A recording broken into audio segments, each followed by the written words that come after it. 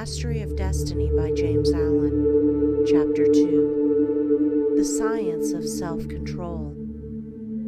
We live in a scientific age. Men of science are numbered by thousands, and they are ceaselessly searching, analyzing, and experimenting with a view to discovery and the increase of knowledge. The shelves of our libraries, both public and private, are heavy with their load of imposing volumes on scientific subjects, and the wonderful achievements of modern science are always before us, whether in our homes or in our streets, in country or town, on land or sea. There shall we have before us some marvelous device, some recent accomplishment of science, for adding to our comfort, increasing our speed, or saving the labor of our hands.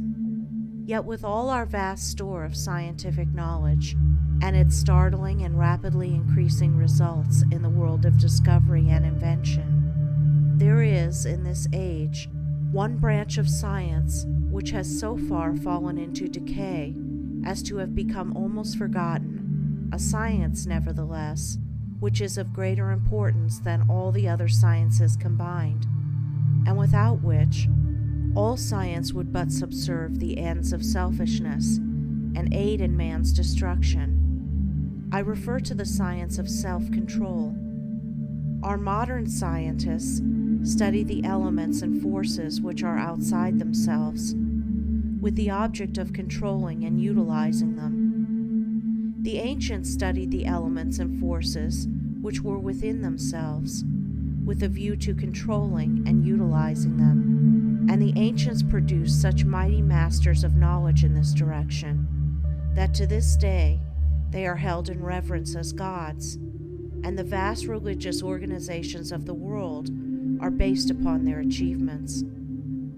Wonderful as are the forces in nature, they are vastly inferior to that combination of intelligent forces which comprise the mind of man, and which dominate and direct the blind mechanical forces of nature. Therefore, it follows that to understand, control, and direct the inner forces of passion, desire, will, and intellect is to be in possession of the destinies of men and nations. As in ordinary science, there are, in this divine science, degrees of attainment, and a man is great in knowledge, great in himself, and great in his influence on the world, in the measure that he is great in self-control. He who understands and dominates the forces of external nature is the natural scientist, but he who understands and dominates the internal forces of the mind is the divine scientist, and the laws which operate in gaining a knowledge of external appearances operate also in gathering a knowledge of internal varieties. A man cannot become an accomplished scientist in a few weeks or months, nay, not even in a few years, but only after many years of painstaking investigation can he speak with authority and be ranked among the masters of science.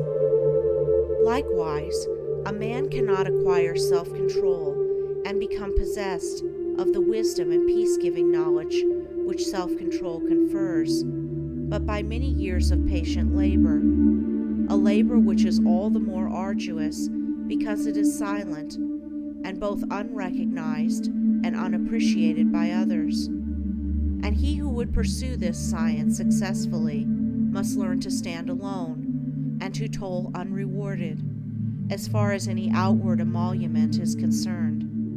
The natural scientist pursues, in acquiring his particular kind of knowledge, the following 5 orderly and sequential steps. 1. Observation. That is, he closely and persistently observes the facts of nature. 2. Experiment. Having become acquainted by repeated observations with certain facts, he experiments with those facts, with a view to the discovery of natural law. He puts his facts through rigid processes of analysis, and so finds out what is useless and what of value, and he rejects the former and retains the latter. 3.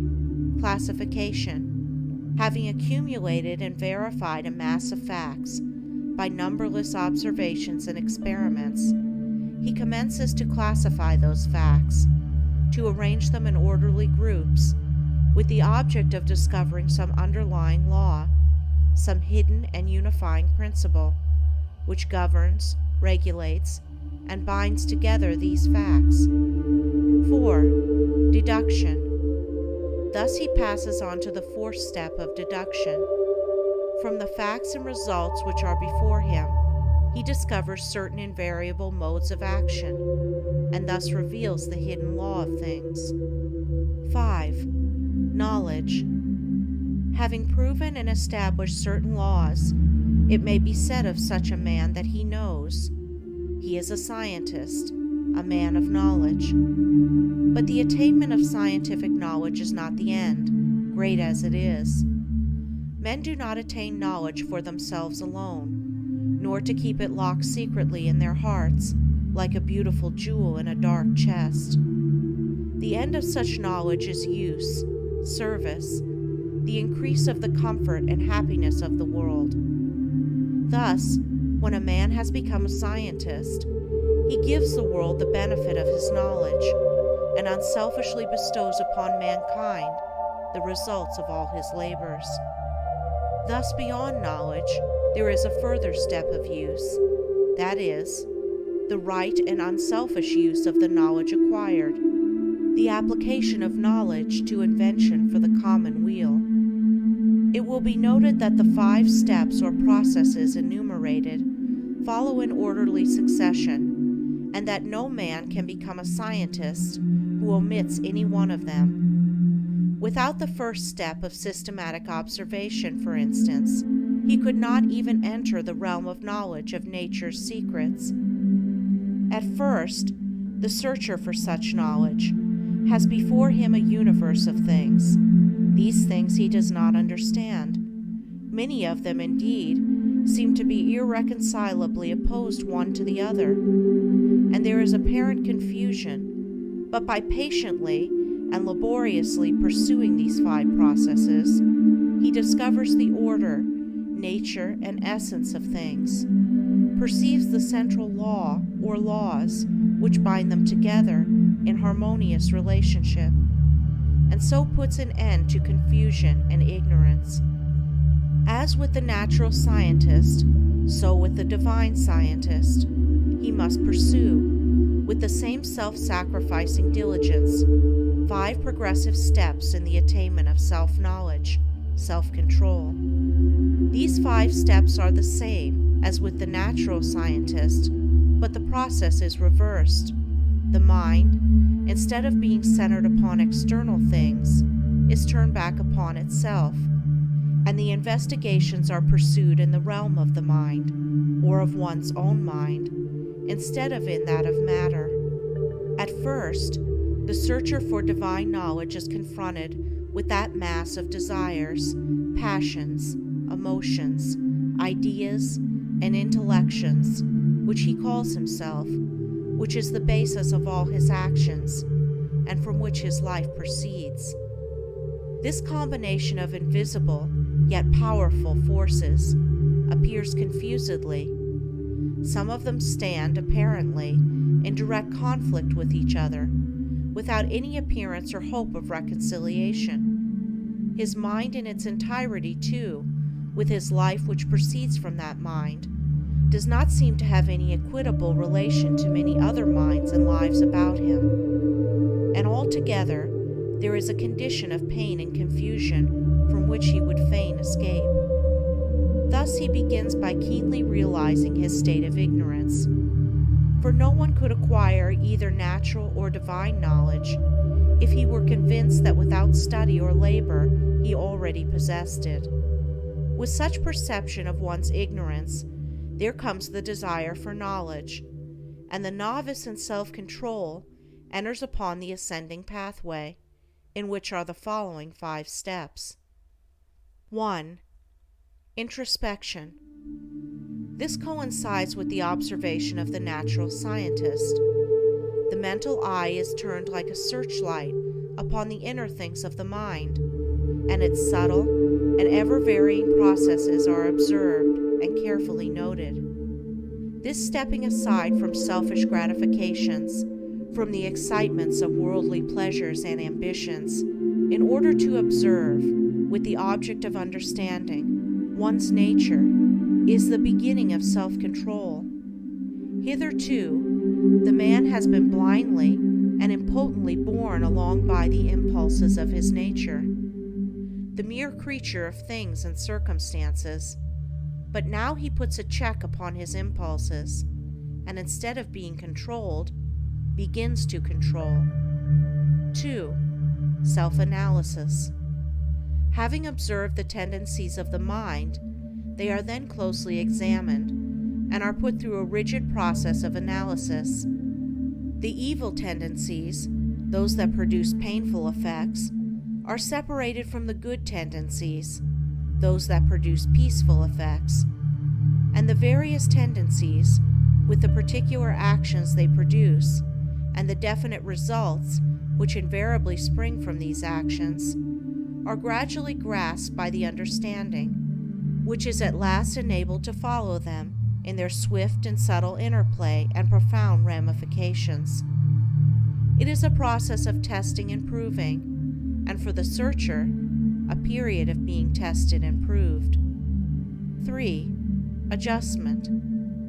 By this time, the practical student of things divine has clearly before him every tendency and aspect of his nature, down to the profoundest promptings of his mind, and the most subtle motives of his heart.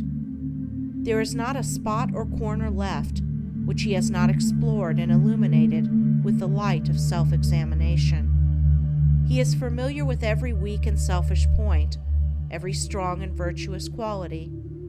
It is considered the height of wisdom to be able to see ourselves as others see us. But the practitioner of self-control goes far beyond this. He not only sees himself as others see him, he sees himself as he is. Thus standing face to face with himself, not striving to hide away from any secret fault, no longer defending himself with pleasant flatteries, neither underrating nor overrating himself or his powers, and no more cursed with self-praise or self-pity. He sees the full magnitude of the task which lies before him, sees dearly ahead the heights of self-control, and knows what work he has to do to reach them. He is no longer in a state of confusion, but has gained a glimpse of the laws which operate in the world of thought, and he now begins to adjust his mind in accordance with those laws. This is a process of weeding, sifting, cleansing. As the farmer weeds, cleans, and prepares the ground for his crops, so the student removes the weeds of evil from his mind, cleanses and purifies it, preparatory to sowing the seeds of righteous actions, which shall produce the harvest of a well-ordered life.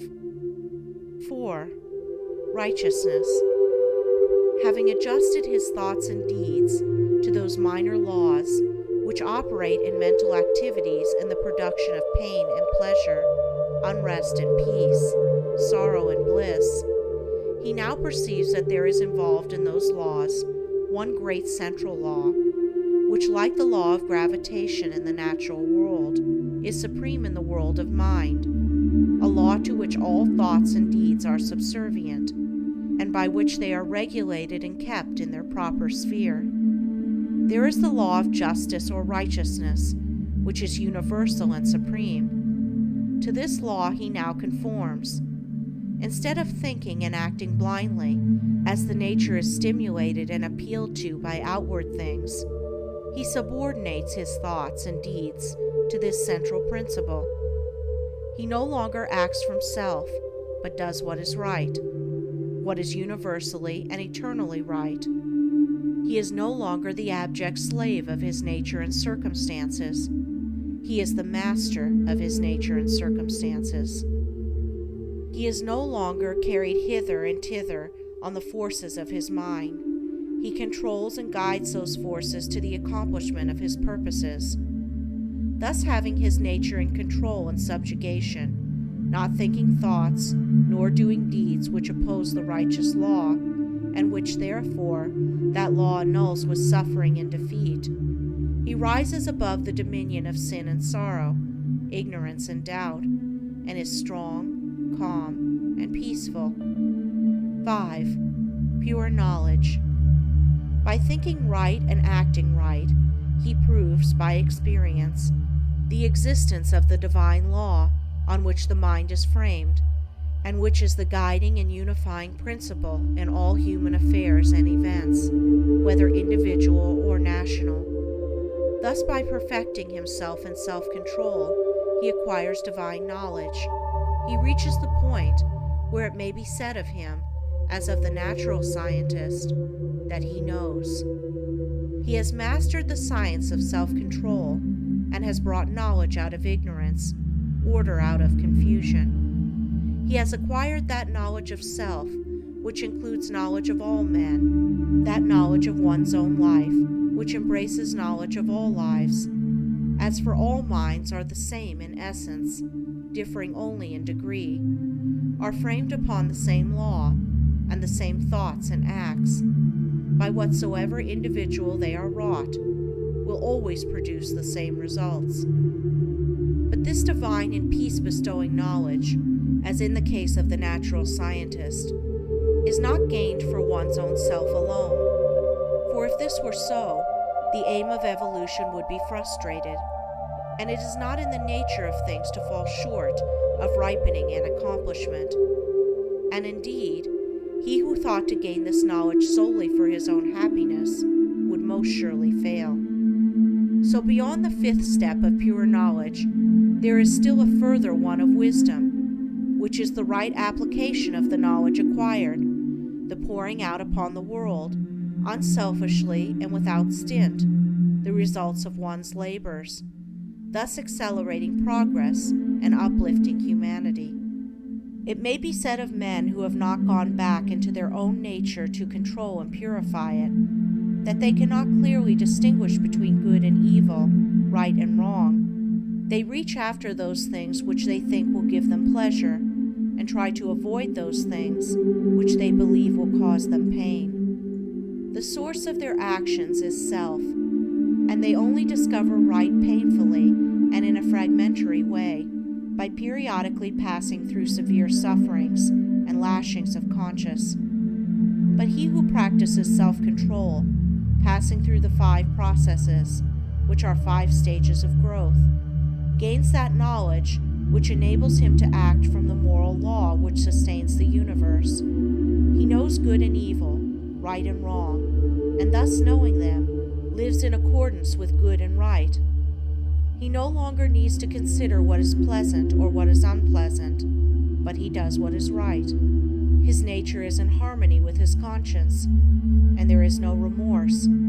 His mind is in unison with the great law, and there is no more suffering and sin. For him evil is ended, and good is all in all. End of chapter 2. Recording by Andrea Fiore.